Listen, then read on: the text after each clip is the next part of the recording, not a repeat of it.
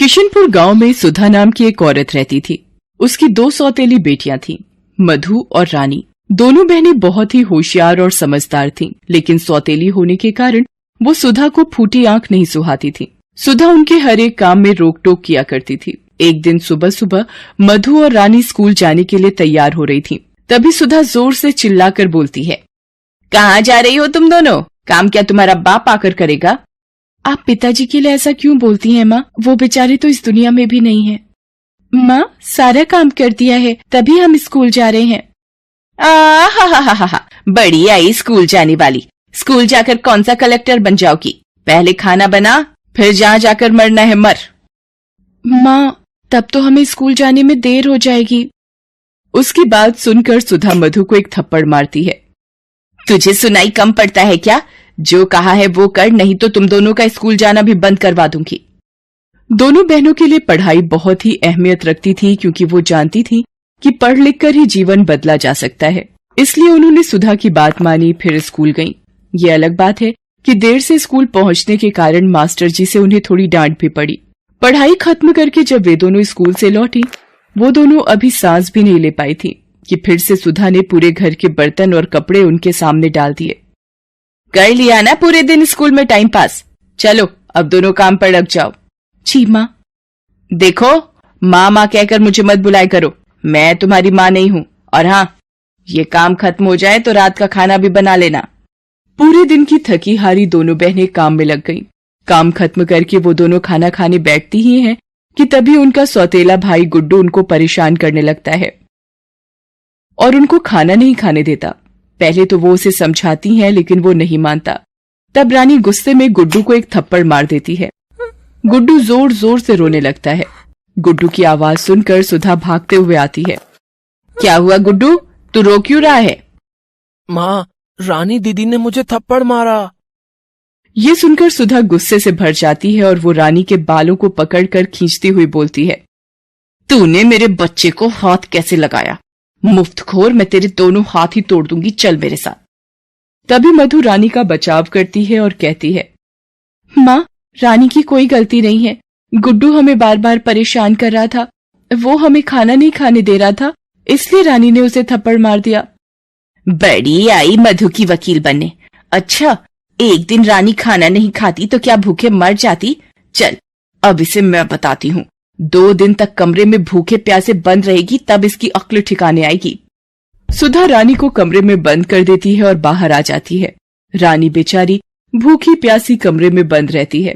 रात को मधु धीरे से रानी को 2 रोटी और चटनी खिड़की से कमरे में देकर आ जाती है, पर सुधा मधु को कमरे के बाहर देख लेती है और फिर दोनों को बुरी तरह से मारते हुए बोलती है, चोरी सीख रही हो तुम दोनों बहनें? तुम्हें क्या लगता है मैं अंधी हूँ? मुझे नहीं दिखता तुम दोनों क्या कर रही हो?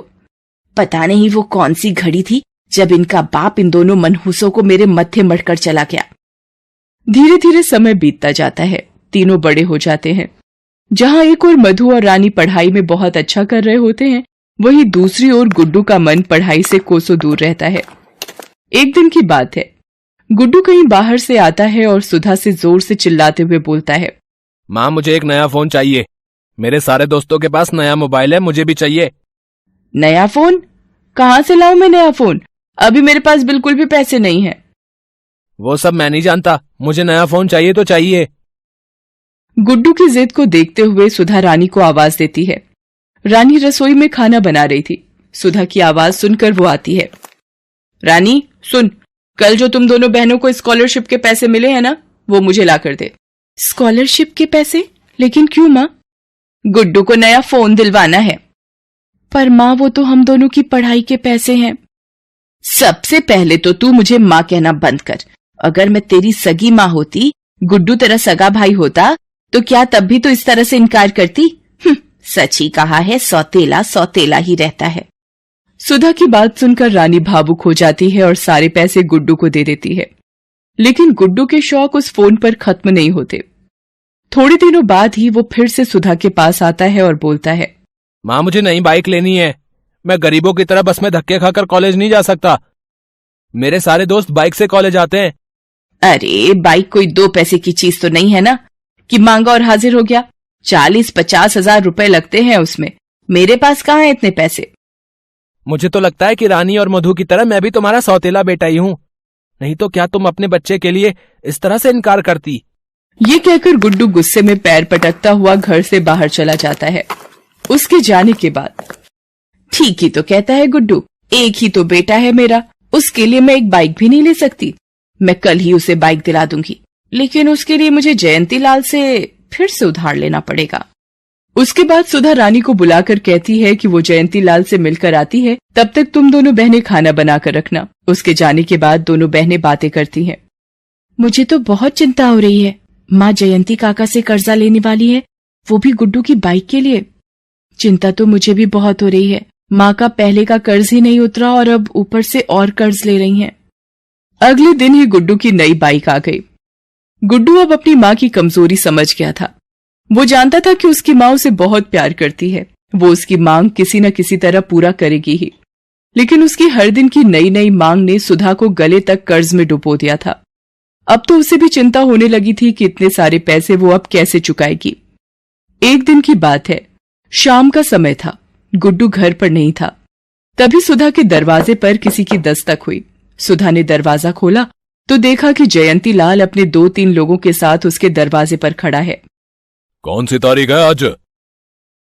3। कितने महीने हो गए तुम्हें ब्याज के पैसे दिए हुए? वो मैं जल्दी ही चुका दूंगी, थोड़ी मोहलत दे दीजिए मुझे।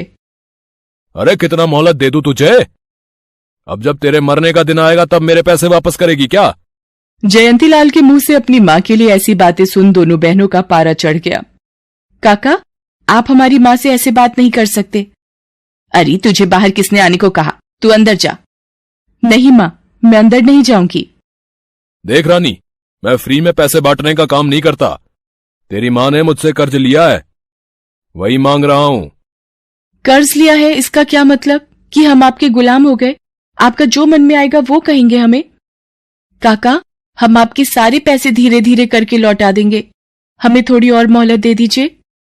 जयंती लाल ने एक और तारीख दे तो दी, लेकिन साथ ही ये कहा कि हर एक महीने की इस तारीख को ब्याज के पैसे नहीं दिए तो अंजाम भुगतने के लिए तैयार रहना।